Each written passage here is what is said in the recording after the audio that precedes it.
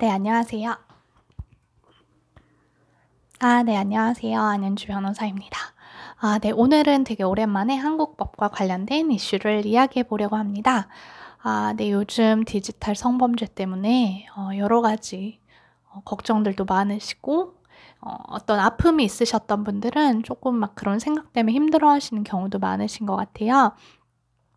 제가 사실 최근에 2번이나 방송국에서 그 디지털 성범죄 관련된 인터뷰를 했어요. 그래서 정말 많은 분들이 이 문제에 대해서 요즘 더 관심도 많아지시고 어떻게 보면 좀 국민적인 공감대가 형성된 게 아닌가 이런 생각도 들더라고요. 제가 피해자 국선 변호인으로 일을 좀 몇 년 했어요. 피해자 국선 변호인이라는 건 뭐냐면 성범죄 피해를 입으신 분들을 도와드리는 변호사예요. 돈은 피해자분이 직접 내지 않습니다. 돈이 하나도 들지 않아요. 그러면 그 변호사가 뭘 도와줄 수 있냐? 신고를 하고 나서 뭐 경찰에 가서 뭐라고 말해야 되는지, 뭐 검찰에서 오라 그러는데 가서 뭐라고 말해야 되는지 사실 어렵잖아요. 무섭기도 하고. 그리고 법원에 오라 그러는데 뭐 어떻게 해야 되는지. 어떨 때는 그 가해자들이 막 괴롭힐 때가 있어요. 뭐 다른 사람들한테 알리겠다. 회사 못 다니게 하겠다. 뭐 남의 인생 망칠 일 있냐. 너만 합의해주면 되는데 이러면서 그 가해자 또는 가해자의 가족, 친지, 뭐 아는 지인들을 동원해서 자꾸 연락하는 경우들이 있어요. 피해자 입장에서 너무 혼란스럽잖아요. 나 때문에 저 사람 진짜 인생 망치는 건가? 나는 되게 심각한데 다른 사람들 눈엔 심각하지 않고 나만 오버하는 건가? 이런 고민이 될 수 있잖아요. 그럴 때 피해자 국선 변호인이 도와드릴 수 있습니다.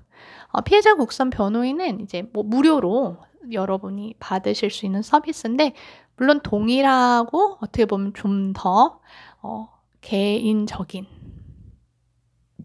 더 좋다라고 꼭 할 수는 없는데요. 아무래도 조금 사선 변호사라고 해서 여러분이 직접 돈을 내시고 고용하는 변호사의 경우에는 더 책임감을 사실은 가지게 되죠. 사실 심적 부담도 되고요.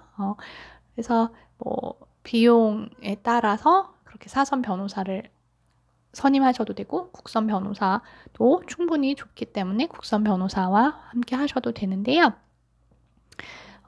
제가 오늘 말씀드리려고 하는 거는 특별히 그 중에서도 오래된, 만약에 좀 몇 년 지났다.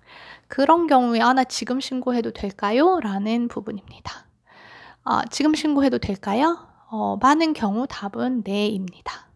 근데 이제 물론 뭐 공소시효니 여러 가지 것들이 겹쳐져서 지금 너무 옛날 일은 신고할 수 없는 경우들, 신고해도 소용이 없는 경우들이 있을 수 있어요. 근데 그건 너무 복잡한 법적 문제라서 그건 개별 사안을 듣고 변호사든 경찰이든 찾아가서 상담을 하셔야 되고요.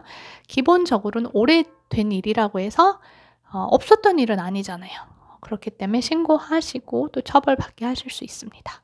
근데 이제 만약에 여러분이 경찰에 가서 이제 용기를 냈다, 신고를 해야겠다 생각하셨어요. 근데 좀 몇 년 지났어요. 그런 경우 여러분이 유의하셔야 될 거는 경찰들이 경찰이나 어딜 가셔도 물어볼 거예요. 왜 그때 말 안 했어요? 그 질문은 항상 나와요. 왜 그때는 얘기하지 않았어요? 또 2번째는 몇 년이 지났는데 그럼 그동안 아무한테도 털어놓지 않았나요? 그걸 항상 물어봅니다. 왜냐? 너무 옛날 일이잖아요. 사진도 없고 CCTV도 없고 뭐 녹음해 놓은 것도 없고 아무것도 없을 때 사실은 피해자의 말밖에 없는데 그게 벌써 몇 년 전 일이다. 아무와도 가해자, 피의자는 그런 일 없다. 전혀 모른다. 그런 적이 없는데 이러면서 발뺌할 우려가 굉장히 높습니다. 따라서 여러분이 어느 정도 이상 구체적으로 당시 상황을 좀 기억하시는 게 되게 중요하고요. 만약에 누군가한테 털어놓은 적이 있다. 그러면 그 사람을 증인으로 세울 수도 있습니다.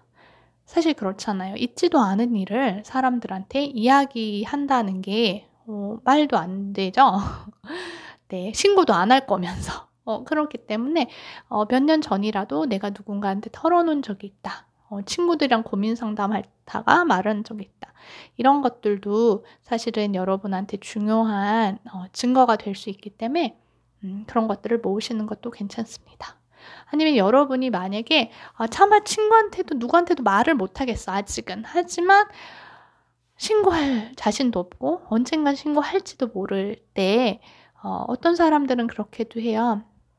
뭐 일기장에 남겨놓는다던가 아니면 뭐 익명 게시판에 사연을 올려놓는다던가 그런 일들을 하기도 합니다. 따라서 여러분이 어떤 형태로든 뭔가 기록을 남겨놓으시는 건 굉장히 나중에는 되게 큰 일이 중요한 자료가 될 수 있어요. 왜냐면 나의 말과 상대방의 말이 밖에 없는데 내 말을 믿어줄지 아니면 상대방의 말을 믿어줄지 그건 사실 누구도 모르는 거잖아요. 그래서 1번 오래된 이 성범죄 피해에 대해서도 처벌을 받게 할 수 있다. 항상은 아니지만 있게 할 수 있다. 2번째, 그렇게 하려면 뭔가 증거가 필요한데 내 말뿐만 아니라 상대방이 인정하는 문자를 예전에 한번 보냈다던가 아니면 내가 그 사람한테 따진 적이 있다던가 아니면 주변 사람한테 말한 적이 있다. 그러면 그런 내용을 꼭 경찰이든 어디 가셔서 진술하실 때 말하실 필요가 있어요. 물론 이제 대부분의 경우 경찰이나 누가 물어보긴 해요. 이걸 털어놓은 적이 있냐? 근데 만약에 물어봐주지 않았다. 그러면 여러분이 먼저 말씀하시는 것도 굉장히 중요합니다. 왜냐면 내 사건은 내가 제일 잘 알잖아요. 아니면 그 이후로 내가 정신과 치료를 받게 됐다. 그쵸? 그런 일이 없었으면 내가 병원 안 다녔을 텐데. 아니면 병원에 가서 내 상황이 이러이러하다라고 말했던 기록이 있을 수도 있거든요.